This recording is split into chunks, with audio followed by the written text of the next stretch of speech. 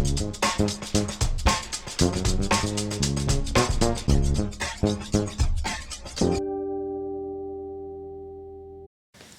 I'm Mariusz Bargielski. And I'm Tamara Jones. And we have today another wonderful guest. She's a casting director, she's an on-camera audition coach and a teacher, and she's an actress.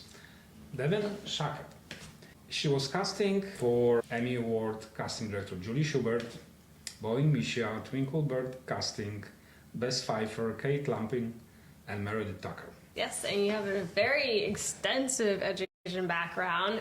You have a master's in dramatic literature from San Francisco State University and a bachelor's in journalism and dramatic literature from NYU. That's it's a lot. So you've also had a lot of great teachers, Larry Moss, Jim Calder, Faye Simpson. So yeah, if you just want to talk about what got you started, how did you get into this line of casting and teaching and coaching? I guess I'll go off of what you just read as a sort of a summary of my experience. Basically, I started when I was in college. I did an internship with a guy named Kevin Cuffa. I don't even know if Kevin is still casting, but he was great, and he hired me as an intern to work on a movie that summer. I think I was 19. And I was over at the offices at Chelsea Piers, at the Law & Order offices, but we were working on this indie film, and I didn't know anything, but I sort of just was learning, and I got to sit in on tons of auditions. And it was I think it was like a $4 million budget indie film that was called 4 Backyards that ended up being called 3 Backyards. I don't know where one of the backyards got cut, but it was a great script, and I just got to learn a lot about acting, and I had been interested in acting and what does it mean to be a good actor. And I remember we would watch these auditions, and a lot of guys came in who were really up and coming. I mean, they had been on TV shows, some of them had been Broadway, off-Broadway. They were a lot of really good actors.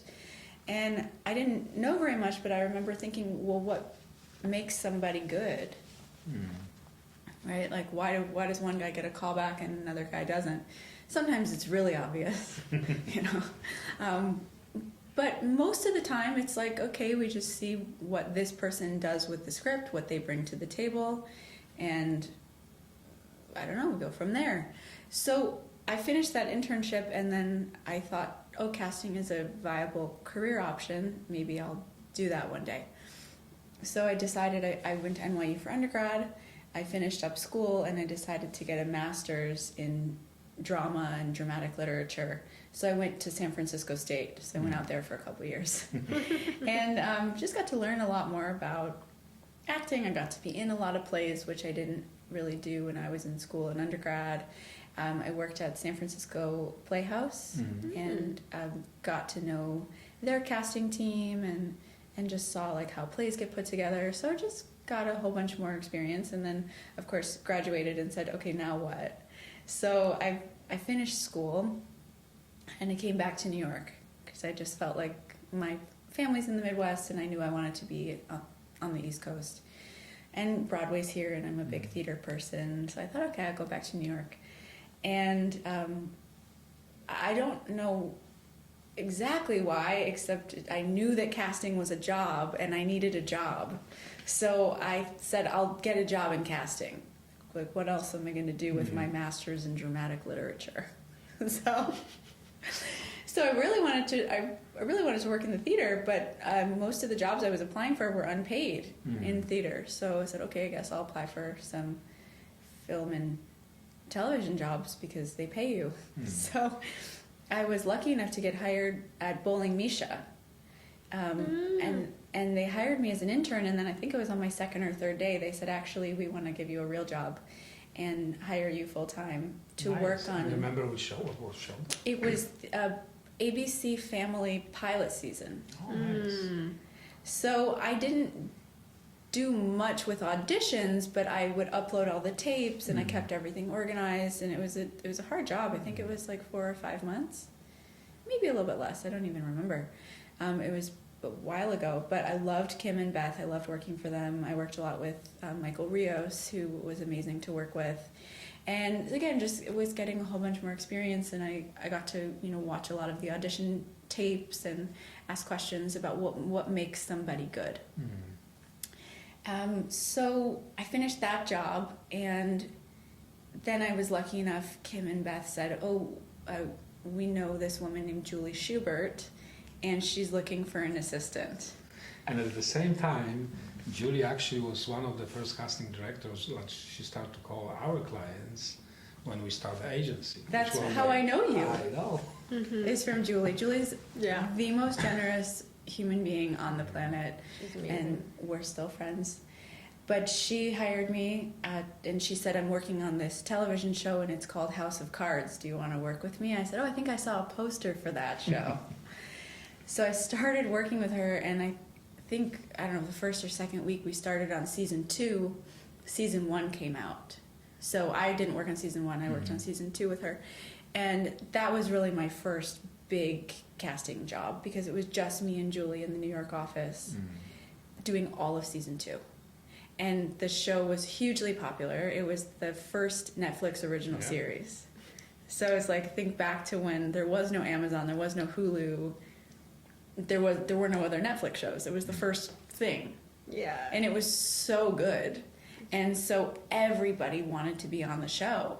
I mean, I remember so many amazing actors came in and auditioned for guest stars, like people who you would think would be really wanting to have Just bigger roles. Regulars, right? Yeah, they just wanted to be on the show, which was really inspiring to watch. I mean, this is a bit tangential, but just to watch artists be excited about a project. People would come in and they were just excited about the world and the sides we had given them, and that was really exciting to be part of. But really, Julie taught me about casting and about putting together a world. And, that every movie that you watch, every television show that you watch, every play that you watch, it's an illusion. So, looking at it and saying, how did all of these creative people work together to create this cohesive illusion? And casting is a piece of that. Every face that goes onto that show is in service of a bigger picture. So she really taught me the artistry of casting. And we worked together for almost a whole year. It was like 10 months. And I didn't think that was my career path after that. I sort of was like, it's extremely high pressure. I was like, I'm not sure I'm cut out for this much stress.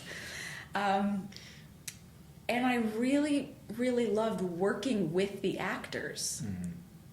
Like, sometimes Julie would go to Baltimore for the table read, and so I was the only person in the office. And she'd be like, okay, we got to see these, 50 actors, put them on tape and upload the tapes.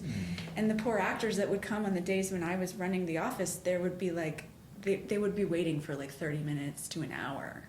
I would get somebody in the room and be so excited about the work and start coaching them in the room and like work with somebody for 20 minutes.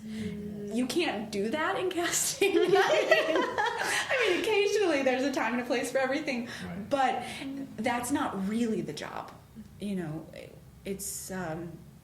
But that shows you what important was connection, the life connection between casting director and actors. Yeah. When majority, if not all of those auditions were in person. Yeah, I mean, it was different. We were still, we would have people tape if they were out of town and things like that. But I was lucky to be at a time when I saw so many in-person auditions. And it just gave me also a great respect for actors. And I wasn't really an actor at the time, but when you really, when you have that person in front of you, and you see how much work they've put in, and that's such a different thing, I think, than watching tapes, because it's easy to just scroll through the tapes.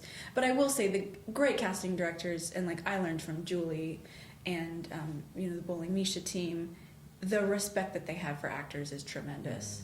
So some people... I think majority of the casting directors, right?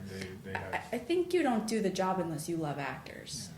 So sometimes I hear people... So now I coach, so skipping ahead, and people say, I don't even know if they watch my tape. And I'm like, if they're good at their job, they watch your tape. Because if you devote your life to something. Now, when majority of the auditions are actually on tape, right? You think that the casting director actually watch that high volume of the auditions, because they call for so many auditions, and I understand, right? There's no job, so they want to give as much as they can, but then they putting themselves in kind of like really bad spot, watching hundreds, if not the thousands, of the tapes in a very short time, though. I think I'm probably at this point in my career not even qualified to answer that question, because I haven't done casting full time in a very long time. Basically, my trajectory after Julie is I started freelancing a bit, and I would do searches for people. So that's how I got to work for Meredith Tucker and a little bit for Rory. Bergman, right? Rory, I didn't work for all that much. She's wonderful. But I think I just filled in sometimes when her assistants were gone, and I worked for Bess Pfeiffer doing searches. So I sort of would search in niche communities. Like I would get calls from different casting directors because we all kind of knew each other, and they say, "Oh, I'm working on a movie. I need Italian men in their 30s. Can you find me those actors?" And I'm like, "Oh, yeah, sure." Good to know. So I got really good at sort of these really specific kind of searches, which was fun. But after that, I started coaching a lot. Well, I went to drama school. That was, I guess, another part of my life. But then I had a bunch of actor friends who would ask me to put them on tape and coach them. And then it just sort of became a job for me. It's a wonderful job. And I know all my clients, every time they hear your name, that you offer the class, sign me up. Yeah, it's just, I was lucky that it sort of, I love actors and I love teaching acting. I love the craft of acting. And the way you teach and also what you teach, it's very, I think, very important. And many times the actors didn't think about those things, how to audition, right? Yeah. And I remember the first class we did for our clients was like, they were like, "Oh my God, I didn't even think about those small things. Now I should be better." Yes, you should be better. Yeah. Yes. So coming back to your question about the tapes. So occasionally I will cast something nowadays. I'll take on small projects just as my own casting director. And I'll ask for tapes usually because I don't have an office. And I usually, I'm not doing big projects. So if I don't have a lot of money, I'm going to lean towards doing more tapes, right? So in my experience, I don't know that I'll watch a whole tape, but I will definitely download and watch every single tape. That was my understanding years ago, that I didn't meet any casting director that they didn't watch the tapes. Yeah. We hear those complaints from the actors. Obviously nobody knows for sure. Yeah. But the volume actually is very high. The volume of the sending the tapes, so it's just physically possible for the tiny small casting office to watch those tapes. I mean, I honestly don't know. I feel like I just know from my own experience, you can watch 30 seconds of a lot of tapes. Right. And you know immediately if somebody is... Yeah, because, and I hear this also, and I'm myself, I'm also an actor sometimes, and so I know the feeling of like, oh, but I'm gonna get there, like, oh, if they can only see this one moment, then they'll see my talent. And actually so much of casting is, how do you sound? How do you look? What are your mannerisms? How do you use language? That we can see in 30 seconds or less. How do you change? I mean, I did a job once where I had over 300 actors self-tape, and I gave them a very long monologue. It was for a play, and I shouldn't have given them that long of a monologue. But I noticed something about the tapes. I noticed that if the first 30 seconds there wasn't very much change in the actor, then usually the last 30 seconds were exactly the same as the first 30 seconds. So then I knew what was in the middle. And, change, and this gets into sort of where I ended up in my career teaching acting primarily, thoughts that are on the page, every thought is different. Every thought is an opportunity. Every thought is an opportunity for a change or a shift in the thought, a shift in the feeling, a shift in the physicality.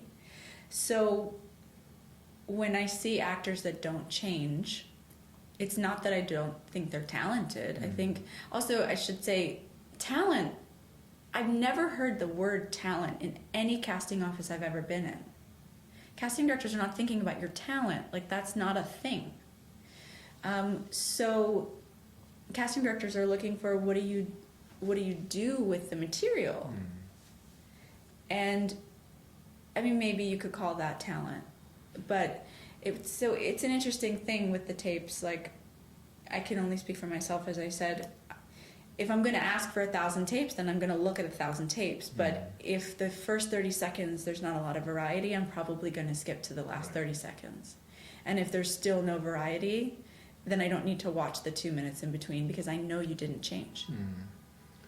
I do know one thing, which is that everything being on tape there's pros and cons, right? Like, you're very much in charge of your own schedule. You can put it on tape when you can, when it's convenient for you. But also having the burden of having to have a setup in your home, having to find a reader, having sort of the opportunity to watch the tapes and retape and have the stress of, it needs to be perfect in some way because I'm in charge of the final product. I think that's a lot to take on as an actor. So I do think if you're working or you have a family or whatever your life looks like, if on top of that it's like, I have to do this tape. Okay, who can I call to be my reader? Where am I going to tape this thing? Do you think the past few years of pandemic, it did actually change the industry? Not just because majority of the casting and auditions are on the tape, but also how the schools prepare actually actors for the world, for the industry. So all the Zoom classes, right? I mean, no reaction, right, between the students and the teachers really in the class, which means, I think, a lot. Yeah, who knows what the pandemic did to any of us. I taught at NYU all through the pandemic, and we kept going with Zoom. Yeah, but then as an agency, as an agent, right, we go to those showcases, and we can tell immediately that some schools, especially right after pandemic, those students didn't go to the class. Everything kind of is like artificial. They have the knowledge maybe, but if they have enough to be in this. Yeah, I think there's so many factors too. Yeah. It's like, I think there was a lot of mental health stress during the pandemic, and so I don't know if it was Zoom that was the worst thing for the actors or if it was just the entire climate. Oh, no, I think in many cases the Zoom actually helped, because I know some casting directors that they gave their time to the young actors, right, and they try to do something just to be active during the pandemic. Yeah. But you cannot just sit by the in front of the monitor and try to learn. Yeah. Can you talk about the day-to-day of coaching? Like, you are at NYU, and so what is that like? How has that been? And like, what's what are some highlights of your job? I teach pretty much at NYU. I'm a lot in the fall, and then I started directing. It's hard for me to go back in time, because then I feel like it's so like non-linear the way I tell my story, because we keep evolving. Just people keep changing. I mean, that's the wonderful thing about being in this industry and in the arts in general, is you can be a hybrid kind of human being, because you're in an artistic field and then you just go where your interests lie. So like for me, it was, I started in casting, and then I went to drama school, and then I got really into acting training, and then I started teaching and coaching, and then I ended up at university teaching, and then I started directing, because that was an opportunity that opened up for me through the university. Wow. So just, things, doors open and doors close. Right. So you're directing. Well, can you tell us a little bit about that? Yeah, I've directed a couple of shows at NYU in the undergrad department, and I love it. It's sort of, it's like being a casting director, but instead of just doing, you know, one scene or a few moments from the play, you get to do the whole play. So I've really enjoyed working on the shows and being able to have a creative vision that is, you know, with casting, you certainly have a creative vision, but it serves the director's vision. Or, you know, it's in collaboration with.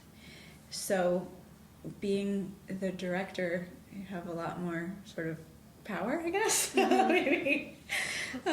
What shows have you worked on so far, or have you directed so far there? Just a couple of plays. I did a play called Stage Door, which is it's a really old play from the 20s, with a huge cast, primarily female identifying actors. So that was really fun to work on a period piece. Oh, okay. And are you working on anything right now? I'm not directing right now, maybe next semester or next year. But yeah, and then I did Sense and Sensibility, the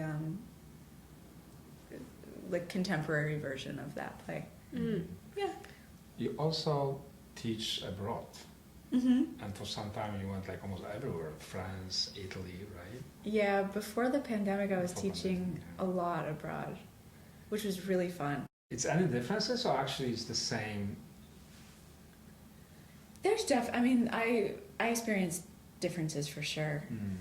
The biggest difference was that, you know, here when I work with actors, they're auditioning for major television shows, mostly films, but they're auditioning for big things. They're working actors and they're paying their bills acting. And when I've gone abroad to teach, and I guess it depends, like I taught at a school in Berlin, I guess I'm teaching mostly at schools, because that's where you teach, in Paris a little bit. It feels like everybody wants to get here because the opportunity is so much greater. Right. So that was just the major difference. When I went there, I was kind of like, oh wow, you're, you know, hoping for the opportunities that my clients in New York have just by being here. Well, so doors are opening and doors are closing. Is there anything else that you're going to jump into? Like any other, in your coaching, like full time? I mean, now it's fall at NYU, so you're probably super busy in full swing of things. So I kind of go in waves because I have to sort of, you know, you have to prioritize a little bit of what comes first and then also try to have a life that's not just working. So when I'm at NYU, that's really my priority, is being there. But when I'm not so busy there, then I can take on more private coaching clients. And then I've been teaching on camera at the William Esper Studio. So I developed an on-camera program for them. So I teach there mostly in the spring.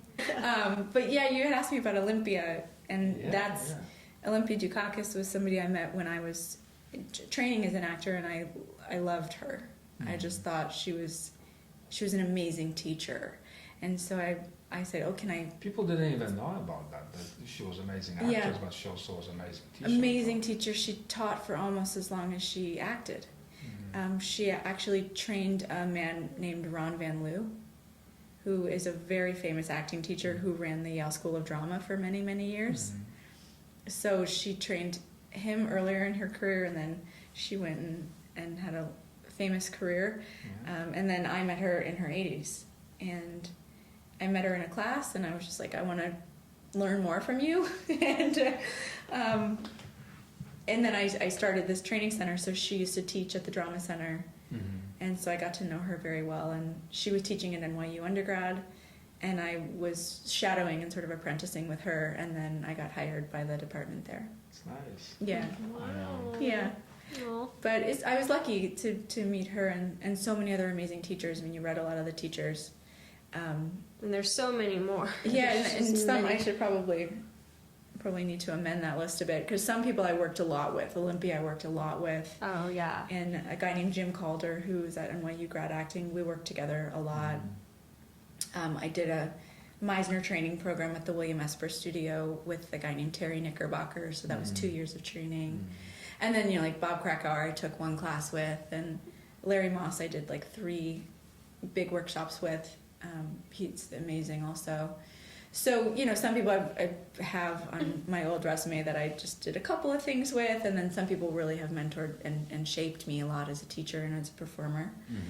So, I was lucky to find people who are really exceptional teachers. Mm-hmm. And so much of what I learned from Olympia, I use when I teach acting at NYU, but I also use when I'm coaching, for a television side. So... Yeah, that was a big loss. Yeah. When she passed away. Yeah. Well, okay, so now a lot of what we talk about on the show, we always want to send our audience off with understanding like this section of the industry. Mm-hmm. And so if for the actors that are watching right now, people who are looking to get into this industry, can you talk a little bit about why your role is important and why coaching is one of those steps that people would really have to consider taking in order to actually have some type of career that in this industry? Yeah, I mean, it depends what stage of your career you're sort of at, I think. Certainly if you want to be an actor, you need to train. I think sometimes... And most of your life, actually. Yeah, it's sort of... I think it takes like 7 to 10 years to get really proficient at acting. But even beyond that, there's so many actors who are pretty well known and they still use their coaches all the time. Yeah, so I think it depends like where you're currently at and then sort of where you want to be. I don't know, I'm not saying that very well. But it's not that everybody needs a coach for every audition. Mm. It's that you want to always be putting yourself in a position to succeed. So if you're getting big auditions and you're not sure what to do, but you're going to just try your best and hope for the best, it's like, well, are you really putting yourself in the best position by doing that? Just sometimes I think I've worked with people who are like, yeah, I don't know, my setup's fine, and I'm not sure, I don't get a lot of feedback, and I'm not booking work, but I'm also not changing anything. And so sometimes with a coach, it's just nice to have professional feedback. Friends and other artists are great, but it's sort of sometimes nice to pay somebody for an unbiased opinion, like a therapist. And so, you pay somebody to say, okay, it's your job to help me make my work better, right? And just getting some feedback that can change the product a little bit, because you're not going to know what you're missing necessarily. So, that sometimes people hire a coach for that reason. Sometimes, I have people who are phenomenal actors who will call me and say, I got this script and I know it's in your wheelhouse and you can help me make this great. Right? Like I love melodrama and I love horror stuff and I love like really, ABC comedy stuff. Like there's certain stuff that people know I really love working on. So I'll get phone calls that are just like, oh, I got this thing and you're perfect for it. And like, I'm not sure how to shape it. I'm not sure how to bring this thing to life. So I think that's also, it's as an actor, to know when you don't know is a really valuable skill. Instead of just thinking, oh, I'll wing it. Because you can, and you might get somewhere. You might, like I actually have no idea, right? And every project is different, every script is different, every audition is different. But if you have the opportunity to reach out to somebody and say, hey, I have this thing and I really want to collaborate with someone on it, can you help me? Then why not? And there are amazing coaches in New York City. Yeah. And listen, with this competition, right, between the actors, there's a million actors, right, on board. Yeah. So, I mean, I would do anything that my chances would be much higher. Yeah. And see somebody, like you said, the feedback, and somebody who is on the side and watching you from outside, right, really. Yeah, or, take a class. I think it's just important to keep getting some kind of feedback from the outside, because just we get locked into our own sort of comfortable way of doing things, and you're going to miss stuff. I mean, I take acting class when I can, and I'm still learning stuff. I'm taking a class right now, and I'm learning so much, and I'm like, oh wow, I should know all this, and maybe I do know it, but when you hear it from another person in different words, it's just different. It opens your mind in a different way. Yeah. Yeah, and they're really So- able to like see you and identify exactly what it Yeah. is as like your perfect mirror to show you. Yeah. And since a you good mentioned teacher. the feedback, right? I know the times were different before pandemic or even way back, but how much of the feedback we can actually expect as an agent, right, for the actor? Are you, most of the time, the casting director is still willing to give you the feedback, or they're so busy? I have no idea. Honestly, I have no idea. I mean, I think also, I just remember from my days in casting or when I've done casting and somebody asked me for feedback, it's like, well, what kind of commentary are you looking for? I know. That the tape was good or bad, that's not really much of feedback. Yeah. That I think your actor is talented or not. Again, I'm not qualified to I know. say that. So I think sometimes, actors, agents looking for feedback, it's like, I could see if you have a new client and you say, oh, this is a new client, how's their tape, right? How's the quality of their tape? Do they need to take class? But other than that, I often don't know what to do when people ask me for feedback. And we know those famous two sentences, she was great or he was great, but we went different direction, and that's... Which is a lot of the time true also. It is. But if you're looking for really critical feedback about the skill level of the acting, I don't know that many casting directors feel like it's their, it's not that it's not their responsibility, but it's like, I'm not necessarily qualified to give you that information. But also, everybody's very sensitive at the same way. Yeah. Even when we go to the showcases, we ask not to be too harsh. So you want to give the feedback or just sweeten everything, right? Yeah.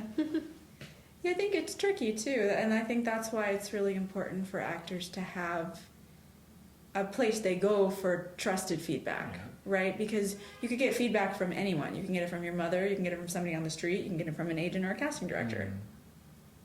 And I think that gets tricky when you're an artist or an actor and you start looking for outside feedback just from anybody, because everybody's going to have an opinion. So it's I think it is important to find your people who you trust to give you honest, effective feedback where you're also going to be open to receiving it, because it's vulnerable to be criticized. Yeah, it is. You teach camera audition. Yes. What is the difference between coaching the actors specifically for camera audition? Well, there's some things you need to be aware of if you're going to audition on camera, which is okay, I'm in a two-dimensional medium now, right? And the camera can see so much closer to your face than if you're on a stage.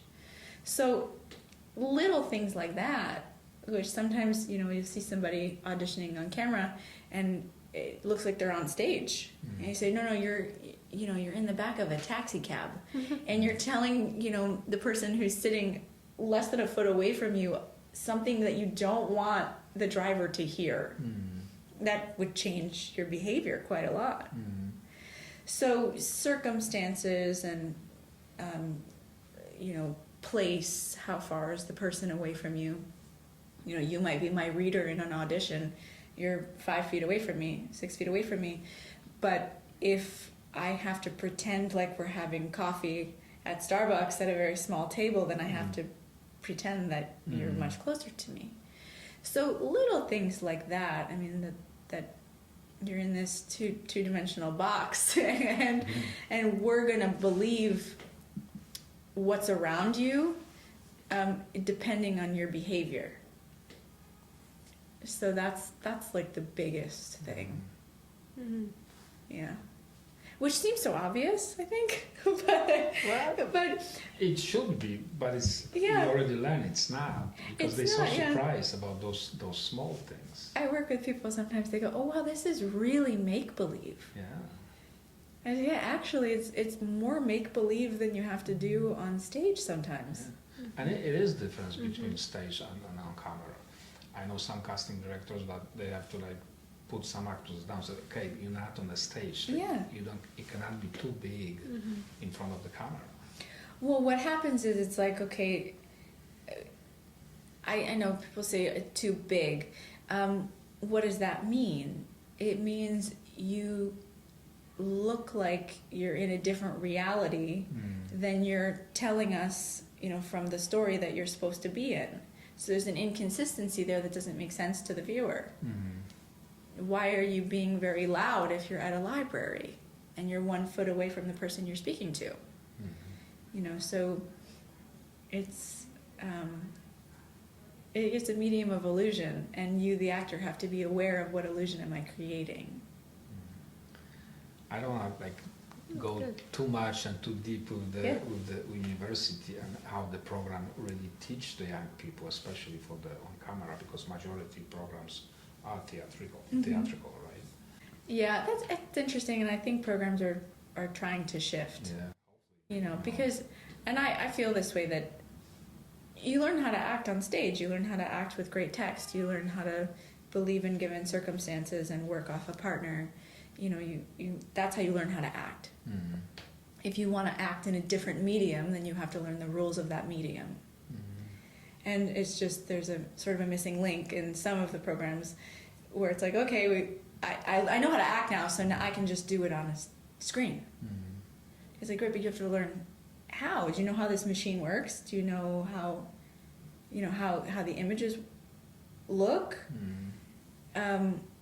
So in that starts in the audition.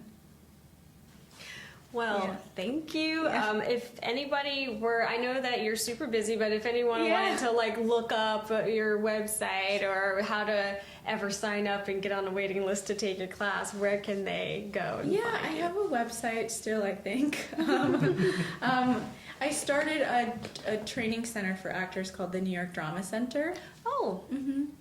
In 2016. So I bring in master teachers to teach workshops. It's not like a full-time conservatory or anything like that. It's just, week-long things here and there. I teach all my on-camera classes through the New York Drama Center. And then if you want to get in touch with me, I do have a website. I think it's devinshacketoncamera.com. So you can find me there. I can be hard to get a hold of. So if I don't answer, just email me again. Devin, thank you so much for being with us tonight, for sharing with us your experience and your thoughts about the industry, and wish you all the best with all the future projects. And that concludes our episode with Devin Shacket. So please don't forget to subscribe, put notification on, and we will see you next week.